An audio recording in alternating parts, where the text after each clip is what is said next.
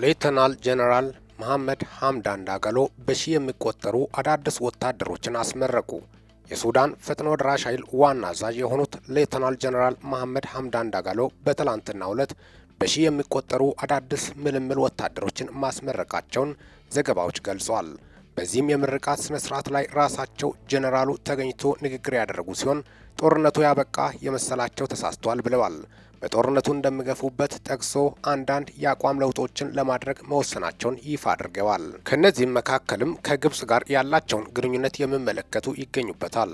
ዳጋሎ በንግግራቸው ግብጽ ከኛ ጋር ተወያይታ ግንኙነታችንን ለማደስ ከፈለገች በራችን ክፍት ነው ብለዋል። ሐምዳን ዳጋሎ ከዚህ ቀደም ግብጽ ለተቀናቃኛቸው ጄኔራል አልቡራን ድጋፍ እንደምትሰጥ ገልጾ በተደጋጋሚ ወቀሳ ሲያቀርቡበት መቆየታቸው የሚታወስ ነው። ክቡራትና ክቡራን የዩቲዩብ አድማጮቼ በተመሳሳይ ተቀናቃኛቸው ጄኔራል ደግሞ ኬንያን ማስጠንቀቃቸውን የወጡት መረጃዎች ያሳያሉ። ሚኪ ነኝ ከሚኪ ታቦር ኒውስ። ይህንን ቻናል ሰብስክራይብ በማድረግ ወቅታዊና አጫጭር መረጃ ያገኙ። ሰላም ቆዩልኝ።